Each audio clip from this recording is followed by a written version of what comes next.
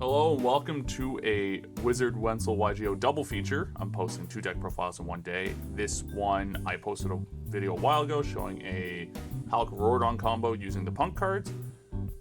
So I promised a deck list, just real life things came up and I couldn't get around to it till now.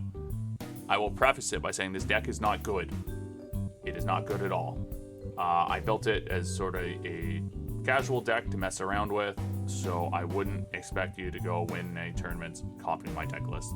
So, after saying that, let's get into the main deck. So, you're playing 3 no P.U.N.K Yaman and 3 E-Telly. So, if you watch a combo video, it's pretty self-explanatory. Use the E-Telly or you normal summon the Yaman, and that gets your Halqifibrax combo going. E-Telly at 3 is insane. I don't know why Konami ever did this. You're playing the 1 Madam Spider. So if you E-Tellied and you still have your normal summon, you can search the Madam Spider instead of going into Foxy Tune. If you use your normal summon for Yaman, you go into the Foxy Tune on your search. It depends really if you want to discard one other card in your hand to grave or not. And then you have the 1 Doruri Punk Dangerous Gabu. So that's what you surge off Madam Spider. It's an effect negation. It's not fantastic, but I don't know. It helps recover a card that you lost by discarding for Foxy Tune, so that you're net neutral in card advantage. As well, when I go into the rest of the engine, you can send it from field to grave for good stuff. So we have the Despot, Cult Wing, and the Plasma. Yeah, the main inspiration for this deck was when I saw online someone talking about, yeah, Plasma has 600 defense. It's searchable by Keep and Pitch. And then with E-Telly going to 3 and the P.U.N.K cards coming out, it's like, I can make a deck around this. So yeah, Plasma's a dumb card.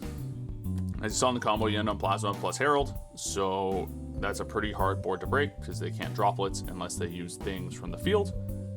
As well, their on-field effects are negated by Plasma, and worse comes to worse, if they do have something, you can negate it with Herald. So then we move on to the rest of the deck, and it's Eldlich. So, playing 2 Golden Lord with 2 Curse Eldland.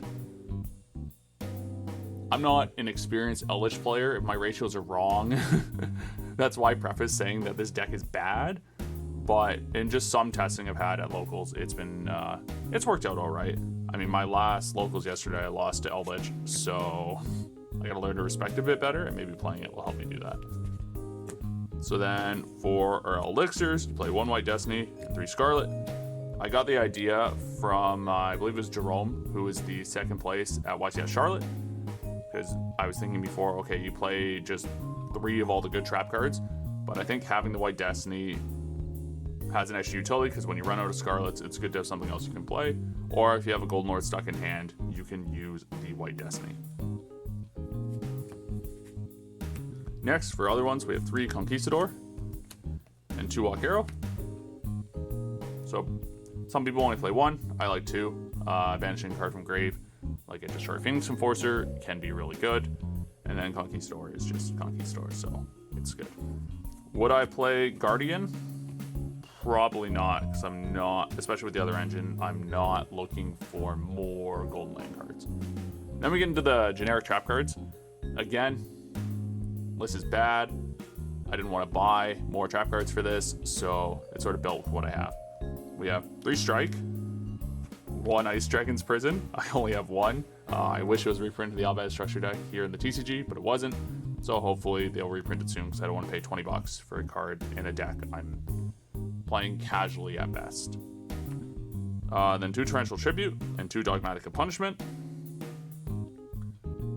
I mean, other than your first turn combo with the P.U.N.K cards, you're not really going into the extra deck. So Punishment is more than acceptable. You can dump the Natis, get 2 pops, and that'll probably stop your opponent's plays, especially with the other trap cards you'll be playing. Next, we get into the Floodgates to round out the deck. So we have 2 Summon Limit, 2 Anti-Spell, 3 Skill Drain. I would swap the Summon Limits out for a Gozen match, but unfortunately I do not. I can't find my Gozen matches right now, so that's why Summon Limit's there. The reason I say that is Gozen match is probably one of the better Floodgates this format, because the issue I have Floodgates is Adventure Package can search the Dracoback, the Rideable Dragon, to return your Floodgate back to hand, and then they just kill you that turn.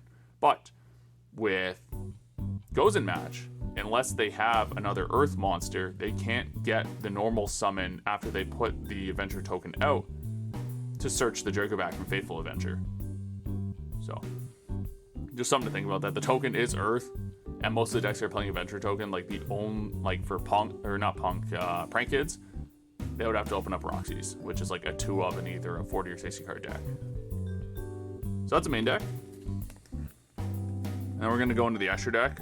Most of it, well, at least the first 5 cards you would have seen in the combo deck. The rest is explained by me playing 3 copies of Pot of Extravagance in the side, because after you win game 1 or your opponent makes you go first, however it happens in game 2 or game 3, you side out, you play more trap cards, and then they're trying to play around things like Halqifibrax, and then you don't care about infinite impermanence on your Eldlich Golden Lord, for example. So, you have the 2 Link monsters, just Halq and Aurouradon. Everyone's probably seen this format. And then you have the 3 Synchros, Herald, Keep a Pitch, and Starter's Charge. Could play something like Borlo Savage instead to get an extra negate, but you need to tribute it for Plasma anyway, so I figured why not get a draw out of what you tribute. And the rest of the extra deck, keep in mind this is built with Extravagance in mind.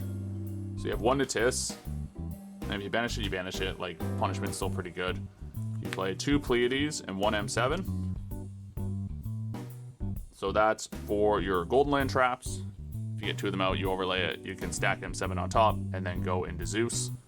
You have 2 Gustav Max, 1 Super Dora, and 1 Juggernaut Libe.